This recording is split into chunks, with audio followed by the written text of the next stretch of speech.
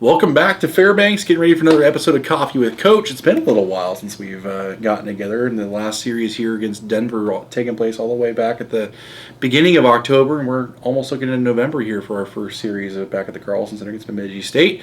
Coach, tell us about your road trip. 4-2 coming back, sweep against Michigan Tech. Tell us about it. Yeah, overall it was a good road trip. Anytime that you're able to come over above 500 after 6 games on the road, you're going to take that all day. And coming in with 9 out of 12 WCHA points and being able to get a split against Penn State, it was a really good road trip, and started with Michigan Tech with 2 tight checking games both nights. I thought we played some of our best hockey both of those nights. It was, since I've been here, some of our most consistent efforts just for 60 minutes both games. And the only thing negative about that weekend was the penalty trouble we got into a little bit. A couple 5-minute majors and things like that we had to kill off, but the penalty kill was really good. So overall, I really liked their game against Tech. It was good for us to see how well we could play, just coming off of a Denver series where I thought we played well but maybe didn't get the results that we wanted, and finding a way to get 6 points in Houghton. And it's been a while since we've gotten points there, so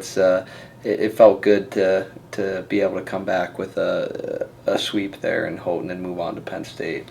Well, coming out of that Denver series too, I mean, even though there was 2 losses at the start of the year off, you played great hockey. Mm-hmm. I mean, we talked about that before too, but coming into Houghton, I think there was a little more motivation from the guys to come in there and get a win finally. Yeah, I think so. We were very competitive all weekend, and we did a great job in our transition game, and just played really direct and played hard, and I thought our forecheck was really good against them, and obviously specials with how well the penalty kill did that weekend, and power play chipping in the game winner on Friday. So everything was clicking very well for that weekend, and it showed in the results, and it was nice to be able to get points, and nice to be able to get rewarded for the good team play that we were having. Yeah, Chris Chandra getting a Defenseman of the Week honors for the WCHA that week. So certainly, obviously, him contributing both game-winning goals in that series was certainly a big contribution to the blue line. Yeah, absolutely. Our back end was good, and he had Tristan Thompson contributing one as well. So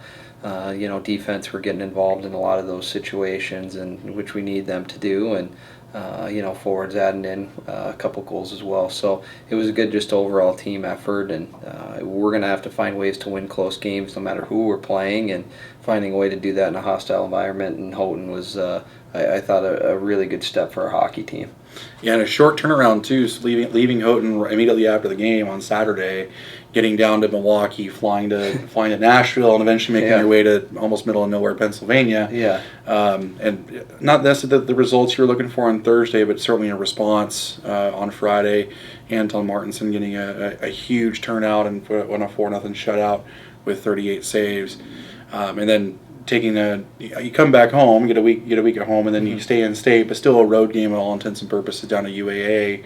Tell us a little bit about the transition and how the series went in Anchorage. Yeah, so obviously going back to Penn State too, it was a great response from our guys. You play that Thursday, and I don't think we were used to that pace that Penn State was playing at. And they're a very talented group, and maybe the most talented group that will play all year. And they were on us right away, and all of a sudden you get behind in that building, and it was hard for us to be able to climb out of that. But the response was really great on Friday, and I thought we played an even simpler game, and we made it frustrating for them. We controlled their pace in the neutral zone and found a way to get a couple goals. And then when you have good goaltending like you do, you can find ways to be able to steal some games on the road like that against a top 10 team. And and then coming back here, we took take Sunday off and then start skating on Monday, and it was a tough series against Anchorage, and just being on the road for those 6 games, I think it just took a toll on our guys. And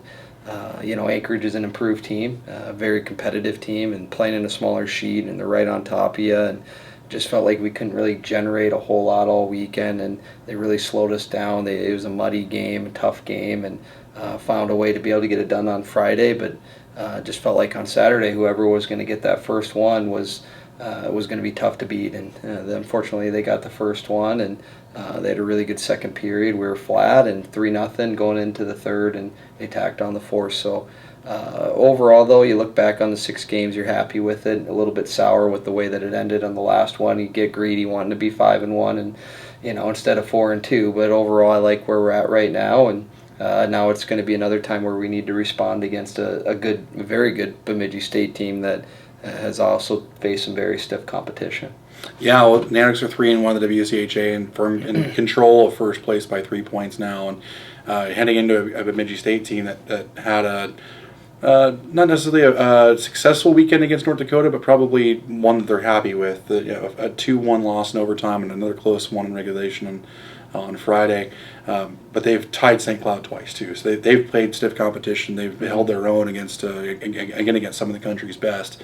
What are you expecting to see this weekend, not just from Bemidji State, from a scheming perspective, but also what you're expecting from your guys to come back out on home ice? Yeah, I think we're going to have more energy. You're just going to be able to see that. I think having some time where you're in your own bed and get your home cooking and not having to travel and not get out of sync and schedule, it's going to be nice for our guys. And being back at home in front of the fans, I think, is going to give them a little bit more energy as well. And from Bemidji's standpoint, I mean, they're very structured. They're a very disciplined group. They're a hard-working group. They don't give you a whole lot. They're always above pucks, and they do a good job. So our transitions got to be key. We got to be good with the puck and be able to build speed and come up together. And with some stuff that we've working on this week, and obviously the always big factor, special teams and goaltending, and need that to be good. And it should be a really fun series at the Carlson Center. I know it's going to be 2 close games, that's for sure, and 2 very competitive games. And I think both have very good clubs and should be a tight contest. Yeah, and certainly the great part about this is you've spent the last 6 games on the road and all intents and purposes, but 4 of the next 5 at home. So that's a big one. Yeah, granted, one of those that trip is to Northern Michigan, and certainly Marquette's not an easy place to get to either. But Bemidji State at home this weekend and being able to focus on studies, especially with being gone for so long, is going to be a big benefit for the team. Yeah. Going forward. So anything else that we should look forward to this weekend?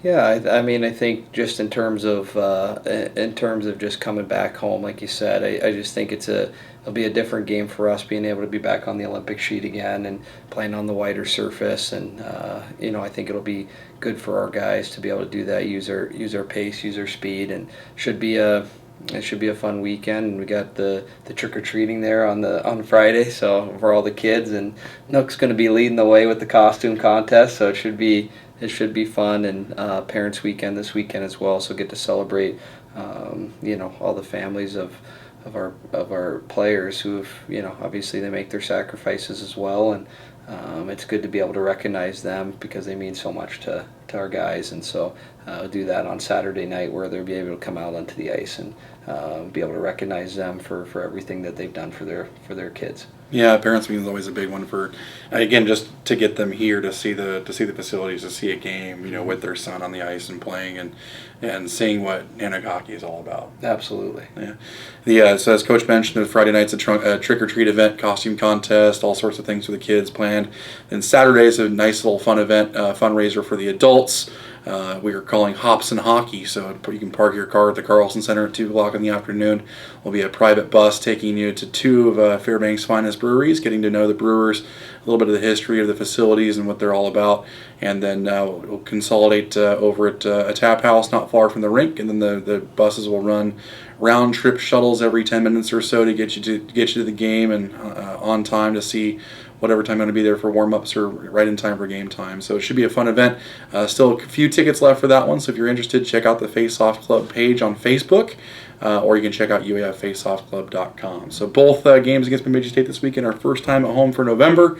The last games of 2019 we have at home are all in November, so it's going to be a tough road ahead for sure, but it's going to be great to see some hockey at home for a while. Yeah, I know our guys are excited about it and just being able to get back in front of the Carlson Center. And like you said, we get we get this weekend, we get next weekend, we're on the road again, and then 2 more weekends at home, and then we're back playing Bemidji State again to close out the first half of the year. So it's amazing how quickly the first half goes, but we're looking forward to a good homestand coming up here. Yeah, well, your first place WCHA Alaska is taking on the Bemidji State Beavers Friday and Saturday, November 1st and 2nd at the Carlson Center. Games time starts at 7:07 p.m. both nights.